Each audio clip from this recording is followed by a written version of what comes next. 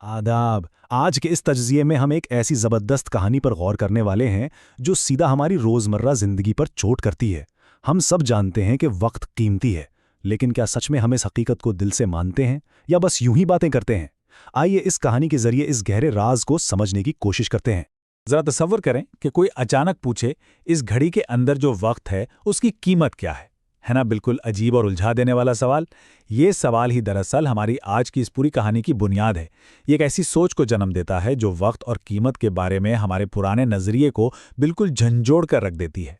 तो शुरुआत करते हैं वक्त की हकीकत से जुड़े एक कड़वे सच को जानने से।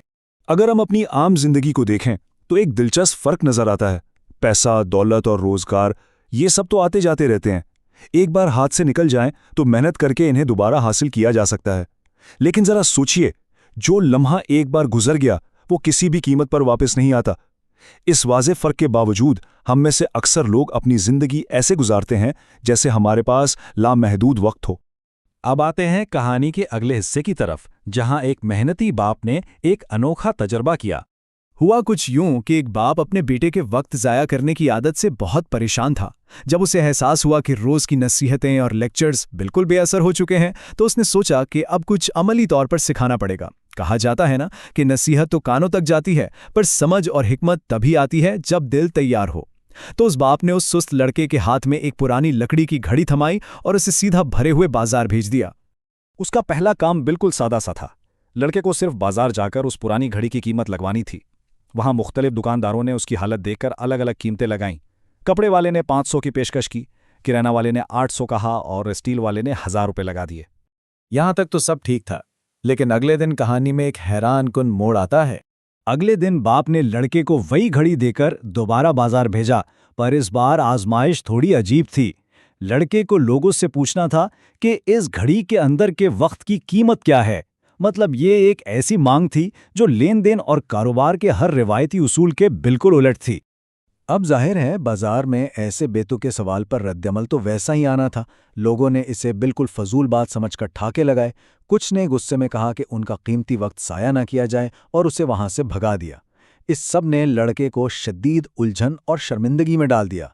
उसे अचानक ये एहसास हुआ कि शायद वो वक्त के तसव्वुर को अब तक बिल्कुल समझ ही नहीं पाया था। खैर, जब वो लड़का थक हार कर मायूसी से वापस लौटने वाला था तो उसे खामोश और पुरानी घड़ी साज की दुकान नजर आई। दुकान में बैठे एक सफ़ेद बालों वाले घड़ी साज ने उसके इस अजीब सवाल का मजाक उड़ाने के बजाय एक ऐसी बात कही जो दिल में उतर जाने वाली थी। उसने बड़े इत्मीनान से समझाया कि देखो, इस नजर आने वाली घड़ी की कीमत तो कम या ज्यादा हो सकती है, पर इसके अंदर जो वक्त चल रहा है वो एक अनमोल खजाना है। उसके अल्फाज कुछ यूं थे कि घड़ी तो खरीदी जा सकती है, लेकिन जो वक्त वो दिखाती है उसे दुनिया की कोई दौलत नहीं खरीद सकती। और वक्त का सबसे दिलचस्प पहलू भी यही है। इसमें एक बुरी बात है और एक अच्छी बात। बुरी बात यह है कि वक्त एक बेरहम और ना रुकने वाली ताकत है। ये किसी का इंतजार नहीं करता। पर मजे की बात यह है कि ये हर इंसान को बराबर का मौका देता है, और हम इस वक्त के साथ क्या करते हैं ये पूरी तरह हमारे अपने इख्तियार में होता है।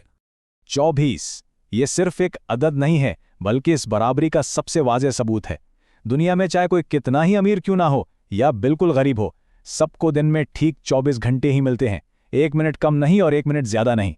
उस घड़ी साज ने बात को बिल्कुल साफ कर दिया कि कामयाबी और नाकामी के दरमियान असल कड़ी सिर्फ इन घंटों का बेहतर इस्तेमाल है।